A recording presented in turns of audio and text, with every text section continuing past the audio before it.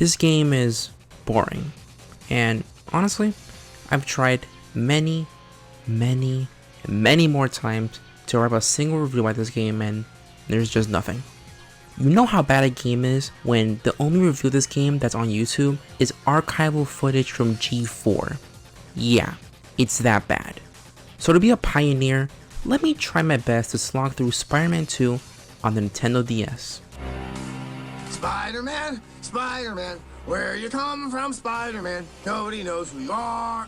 Long gone are those days of yesteryear when superheroes taught vocabulary to grade schoolers. It's big business now, sonny.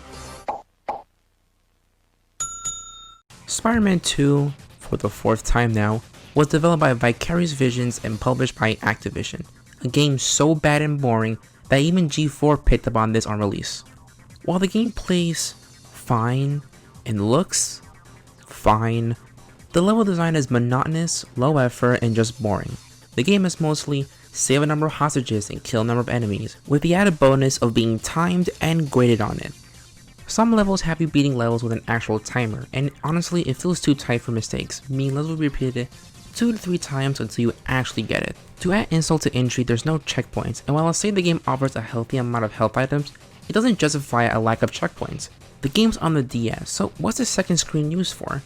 Over the course of the game, you'll unlock new specials that you can switch around and use in battle, which makes you wonder, well, if you're saving hostages and killing enemies under a timer, where's the map? There isn't one. Another game of trial and error, which definitely reminds me of Spider-Man on the Game Boy Color, which had a lack of a map, making levels hard to get through. And while the game has examples of using the touchscreen for gameplay, it's a pain to get through because you have to fight the touchscreen to work properly. Yeah, I'm using an emulator, but I have the same issues playing on real hardware, and speaking of, the game has frame rate drops that are just mildly irritating. The Mysterio levels when the game actually broke me. It was another level we had to save a bunch of hostages but in a museum. While you're not meant to fight the enemies here, it's part of the secondary objective, so you can just skip them. The museum is an absolute maze, and some of the hostages are even fake. Now, you know that without a map, this level is mainly unplayable. But, of all the things to bring to the table, you had to bring the AI of Mysterio's menacing enemies and place them in these robots. Why would you do that? Why?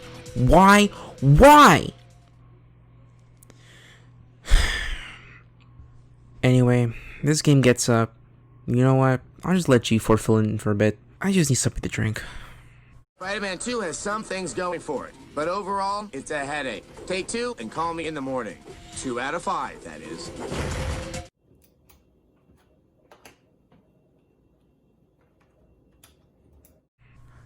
Alright, I'm back. What's next?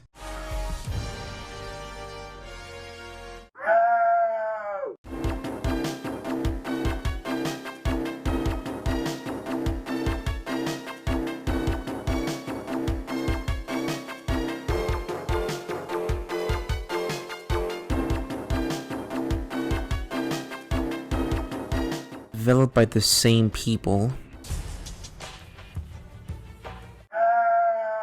This game is my fucking nightmare. Let me explain this in the best way possible. You go to a store, pick up an item, and you go to the cash register. You're paying with a debit credit card and you gotta swipe it into the reader. The card isn't being read, so you gotta finagle and swipe it 20 different ways until somehow it reads the card. And then you mess up entering your PIN numbers.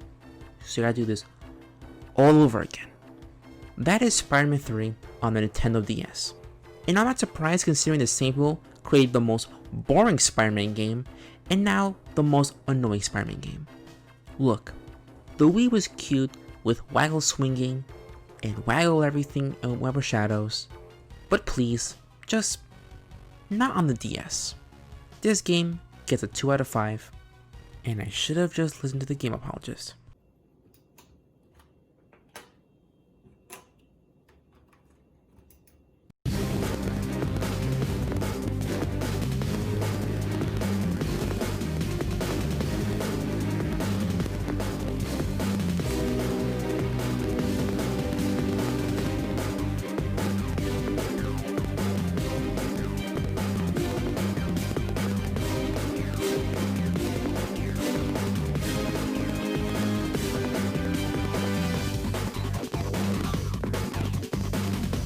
Spider-Man Friend or Foe was developed by Artificial Minded Movement and published by Activision. It's a weird game, but in a good way. Spider-Man Friend or Foe in general is an okay game, so when I heard that I had to cover the DS version, I honestly didn't know what to expect. And after collecting 15 gigs worth of footage, the game is just okay, much like its console counterpart. It's still a 3D-ish beat-em-up with an addition of dungeon crawler segments and puzzles that incorporate the touchscreen, which are hit or miss. Both screens are used to build the environment, and while it's a bit disorientating at first, it's easy to get used to. The gameplay is well done, but unfortunately they cut out the Team Ultimate attack from the main game, but with its frame rate issues, it's probably good that it was cut. The game renders all the environments in 3D, which adds depth to smaller environments, but like the main game, it just gets monotonous. Going into areas and just beating up enemies over and over again is as boring as ever, and considering the fact that 15 gigs of footage was collected, it definitely got annoying.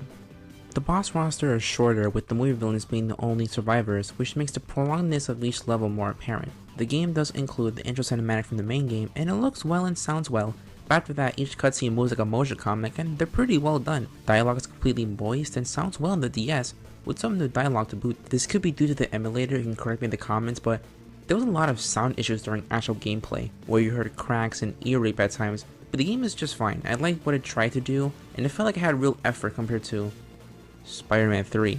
The game gets a 3 out of 5. Look, if I'm gonna get through this, I'll need to rest my head. I think screaming into a pillow for an hour gave me a massive headache. Well, the show must go on, so while I'll take a quick nap, I'll leave you in good hands. Cal, Phosfur, good luck, because you're gonna need it. What's up, lads? I'm Cal, and you can find me making mediocre content at my channel, Cal the Dragon. So if you like what you see here, feel free to shimmy on over to my channel after the video and gently caress the subscribe button. But anyway, that's enough about me. This video is all about Spidey Boy in his classic game, Spider Dude, Web of Shadows. To get right to the point, I didn't like this game. First off, the story is about as mediocre as Knack, which is to say, it's aggressively average and boring. Spider-Man is tracking down Venom after symbiotes invade Earth, as Spider-Man suspects Venom is behind this attack. Along the way, you meet some allies who are also trying to fight off the symbiote attack. Towards the end, there's a twist that I won't spoil, but anyone could see it coming from a mile away. Overall, it's fairly inoffensive, but it's just so predictable that I can't recommend playing this game for the story. Now, onto the gameplay. There were some interesting elements to it that I appreciated. It plays out similarly to a Metroidvania in which you navigate through areas and gain abilities, which let you progress to some new areas. There are health and life upgrades scattered around that will reward those who go out of their way to explore. They also introduce a system where you can change your suit up on the fly, with each suit having its own moveset and abilities. However, this is where the praise ends, because most of this game is just super tedious and plays really poorly. First, the voice acting is a practical joke. Who made this? Why does he sound so annoying? Why won't he stop talking? Somebody's been eating too many cheeseburgers. Oh, dude, shut the fuck up, dude. Dude, get the fuck out of here. Oh my god. Every time Spider-Man opens his mouth, I fear for the worst. To put it simply, the voice acting should be considered a war crime under the Geneva Convention. Now on to the combat. It's bad. It's really bad. Let me give you some live footage of how to play the game.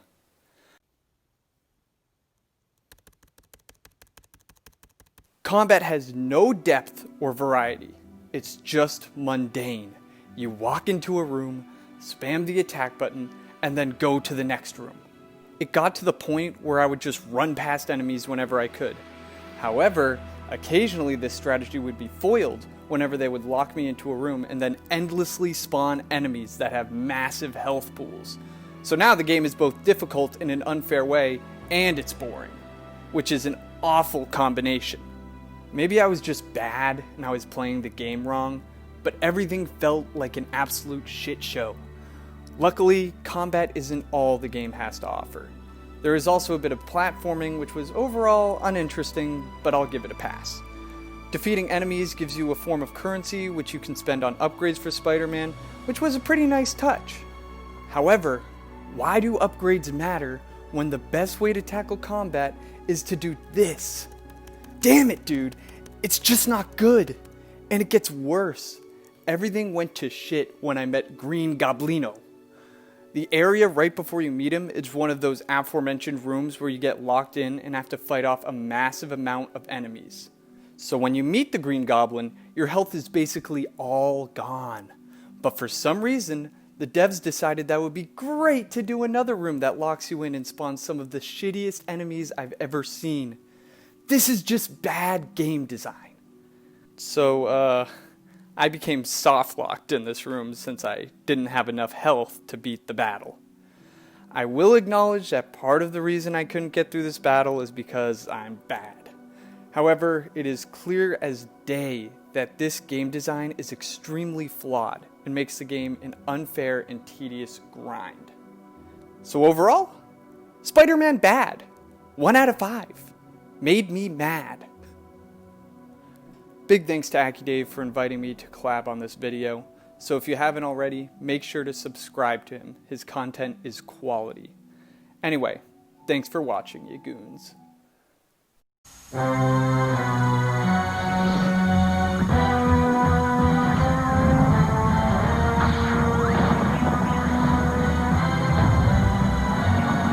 now, the Marvel Action Universe.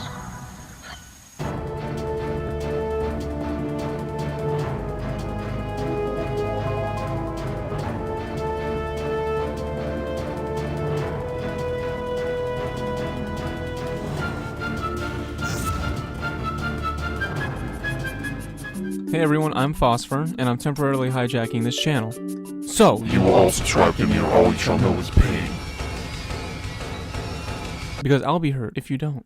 So AkiDave asked me to look into this game for his masochistic Spider-Man series, and I gotta say,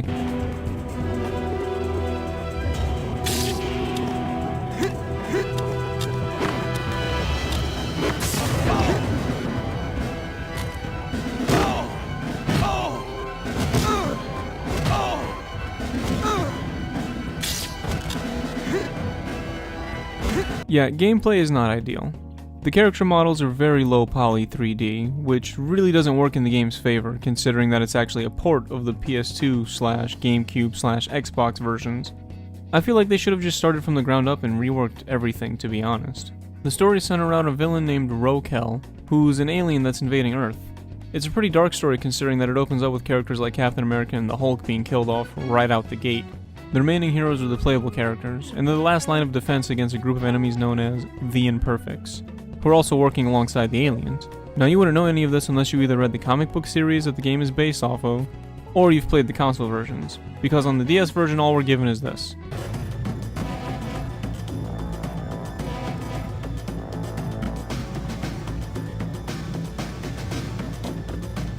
Bro, who are you?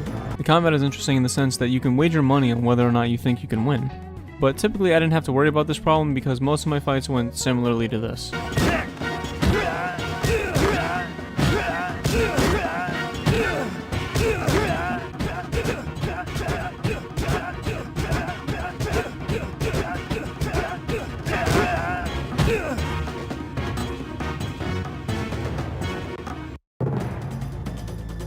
And before every fight, you'll get small snippets like this. The police say that Negative Zone is under attack. But you are the police, it says so right there. Shouldn't you be doing something about this? I mean, they don't seem too hard to fight.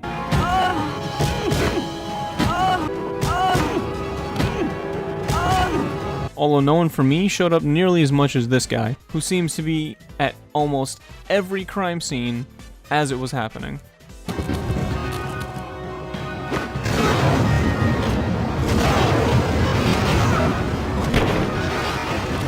Sometimes he'll show up back to back and send you right back to where you came from just to fight a new enemy. Come on, man, I just came from there. That's the same taxi. Some of my fights were arguably pathetic. Do it! Do it! Come on, kill me, I'm here! Come on, do it now, kill me! But then there's also this weird glitch where if the enemy has low enough health, they just kind of kill themselves.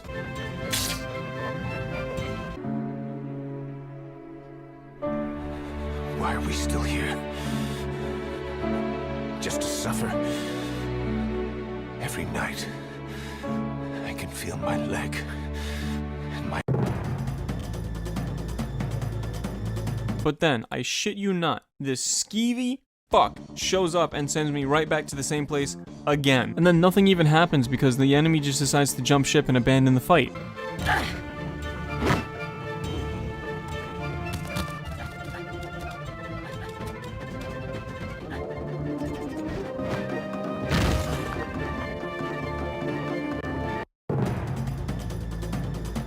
Pretty much most of the fights in the game go either like that or like this.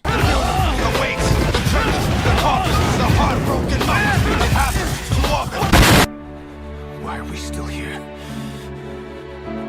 Just to suffer? Every night, I can feel my leg and my arm. So by the end of the story, we get... No, are you serious? Okay, I'm pretty sure we're all on the same page by now. This guy is the mastermind. Calling the tactical unit. So we get to the final boss, and...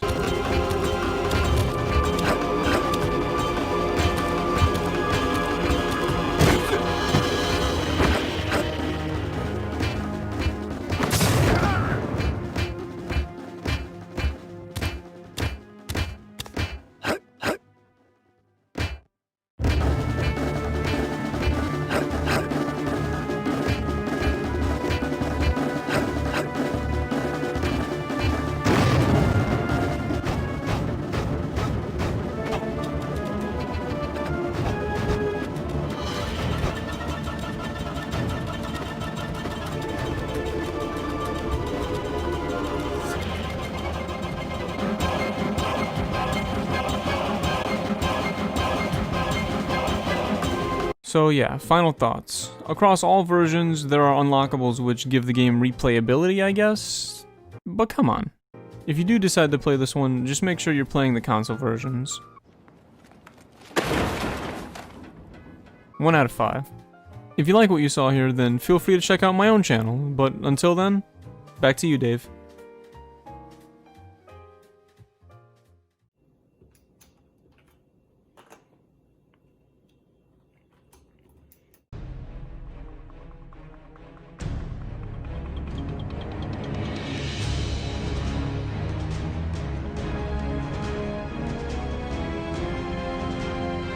I'm so sorry guys, I did not expect for those two to be really bad, but well, I'm well rested and ready to tackle the next one, so let's begin. Spider-Man Shattered Dimensions was developed by Kryptonite Games and published by Activision.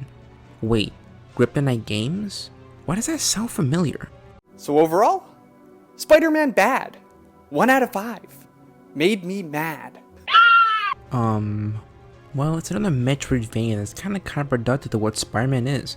Open spaces, not tight corridors, and for some reason they made him feel so agile, which keep in mind doesn't mix with the tight corridors. I'm sorry, what's with handheld Spider-Man games and the repeats of the sewer level from Spider-Man on the Game Boy Color?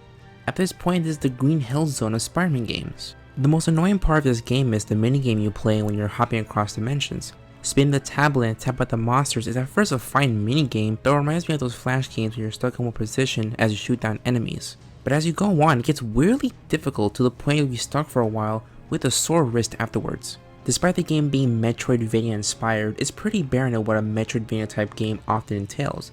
The game is pretty linear. Defeating enemies doesn't give you XP, but weird milestones that don't add up to anything. Very light exploration that while getting new abilities is superfluous. The other finds are health and damage increased, but other than that there's not much else. Progression is made linear with the Metroidvania map being pretty deceptive. The combat is pretty basic, pretty much the same controls from Spider-Man 3, minus the touchscreen combat. The bosses are pretty easy to get through, and again due to the agility of Spider-Man, the tight corridors can make the game feel very tedious at times. But I'll still say that the dimension hopping minigame can make someone stop playing due to its unfair difficulty. It's a weird game because at first it feels like it's going to be a fun game, but it's just boring and irritating. But I don't know, if Spider-Man was a bit more refined and the environment was much bigger, maybe it would have been better. But this game isn't all bad. The game sounds well, looks good, and the dialogue is pretty well done. The presentation is well done and is the highlight, but the structure of the game is where it falls apart. Do I hate the game? Hell no. But do I wish it was better? For sure. The game isn't a 2 or a 3, but in the middle. This game gets a 2.5 out of 5.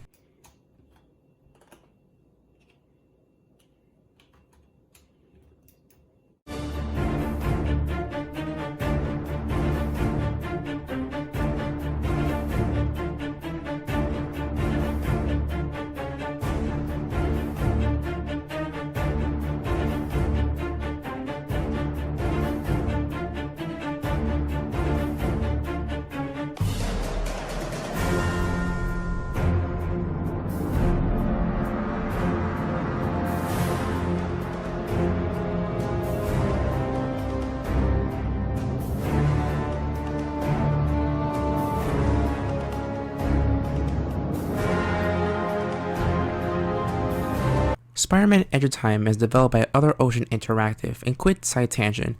So whenever I look for developers, I check the wiki page and there was no developer listed for the DS version of Spider-Man Edge of Time. So I decided to Google the page of Other Ocean Interactive to find out that they don't even have Edge of Time listed as a game they develop. So that leads me to wonder how bad this game has to be that it's been scrubbed from the page of its developers. This is weird and mildly terrifying, so let's just quickly get through this game before I lose my sanity. And the only word that comes to mind when talking about this game is cheap. The game has technical, audio, and graphical issues with the environments looking like a high school playset. Think Spider-Man Turn Off the Dark, but no, just Spider-Man Turn Off the Dark. Amazing that they were able to do what they did and not have accidents. And so we thought we had made it through the end of the show without anything happening, and we're grateful for that. And then the cable snapped or something. Despite my issue with shared dimensions, I did enjoy the novelty of Spider-Man talking, but with this game it's really inconsistent, and when voices are a thing in this game, it's either low or ear rapey, which isn't fun. Bosses are just too easy, and despite the large environments, the game is really linear. Gameplay is meh, although switching between each Spider-Man is made easier with just a press of the select button. No bad minigame, which is the plus. Environments can also be affected with the actions of each Spider-Man, which goes into unlocking new environments and doing puzzles. The game decides to remove anti-venom from the story and replaces it with the Rhino, with other bosses being different from the main story, which is weird and feels unnecessary, especially with how easy the bosses are. The game is just cheap, not well made, and if you think I'm exaggerating, the developer removed it from his own database. So yeah, 3 bad Metroidvania games, and I hope it's the last one to ever exist. The game gets a 1 out of 5. Please let the next game be good.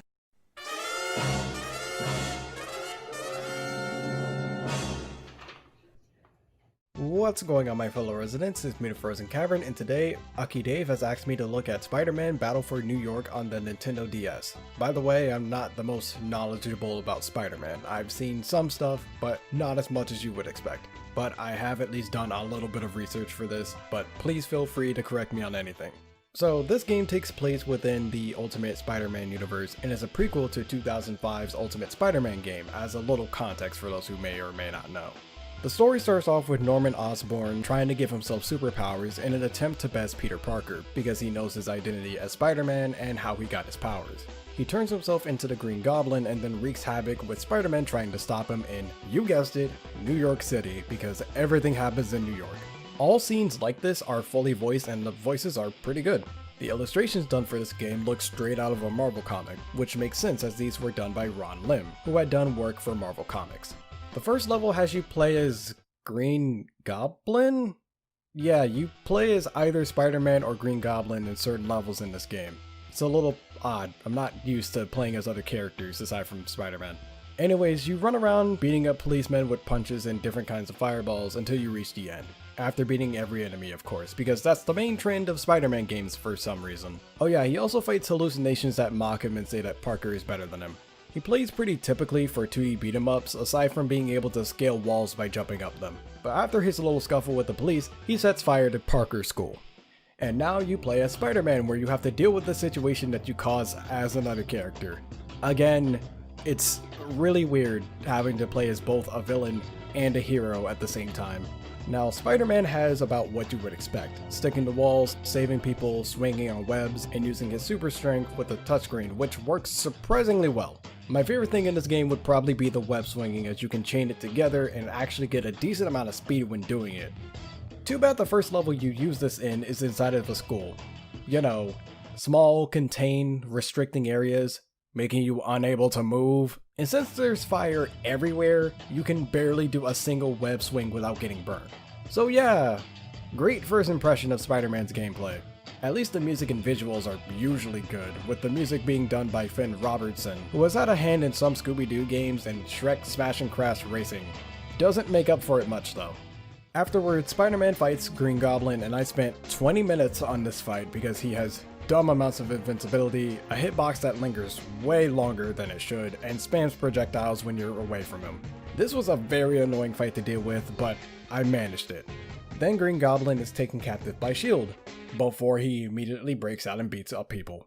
By the way, this blue gauge on the bottom screen fills up whenever you attack enemies. When it's filled enough, you can use a special move to attack enemies depending on which of the 4 you have selected.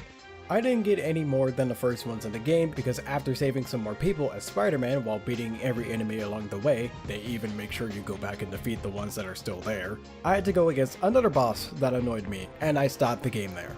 You can also upgrade your health, damage, and other things, but honestly, it doesn't seem like it matters.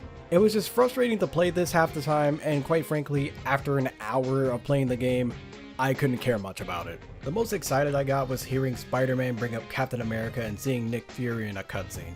Normally, I don't give number ratings, but this isn't my show, so I'm giving this game a 1.25 out of 5.